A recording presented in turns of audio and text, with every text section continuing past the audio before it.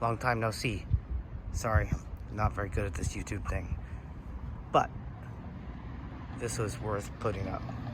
So I decided to just spend some money on this thing. I was really fighting spending money on this thing for the longest time. And once all the new e-bikes came out and I realized that nothing was going to be out there that was what I wanted, I decided I'm going to just put some money into this. So here we go. Super new 16-19 setup with Shinko 525 gummy tire. So that's probably the widest tires I'm going to get on this thing. And I think it'll be plenty wide, plenty fine. I got myself a new little mud flap. Keeps that pretty clean. This is a trials fender that, if you can see, I just took the seat off. I didn't even cut it. I just clamped it down with some clamps and I heated it up. There's the tip of it, if you can see. I just heated it up, clamped it about right here, so it went flat, drilled 2 holes in it, and bolted the fucker on. Excuse my language. So here's the cross member for the front seat bolt. So I just flipped it underneath just to hold it on. Works great. Look at that. Thing's not gonna break like all the other ones are.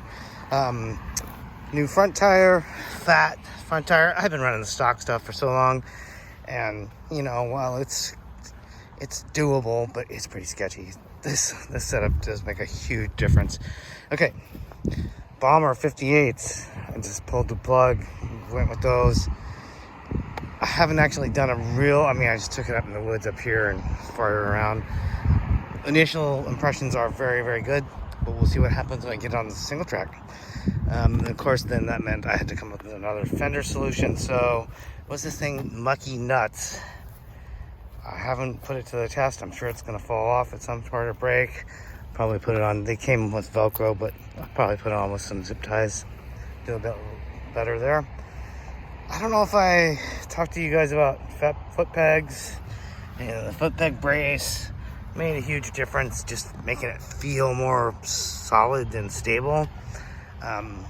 Those foot pegs are cheap as shit. They're gonna break, I'm sure, but that's all right. Baby steps, right? So, one other thing, the TRP rotor. So, I bought some Maguras, some MT5s, they sucked.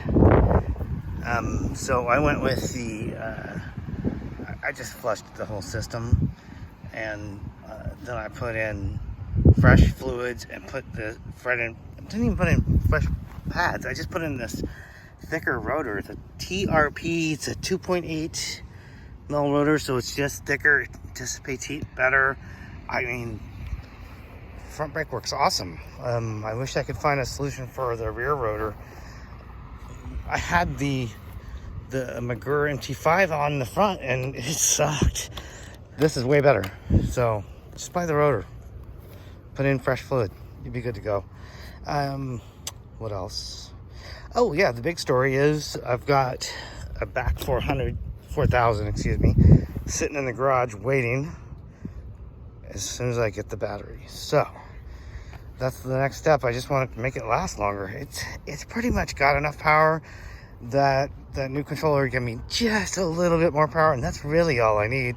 Just a few hill climbs is where it lacks, but most of it does fine. I mean, I can get it up almost anything I can. My ice bike, I just sometimes miss it with the hill climbs. I just run out of power. But other than that, I mostly have it for the kind of riding I do.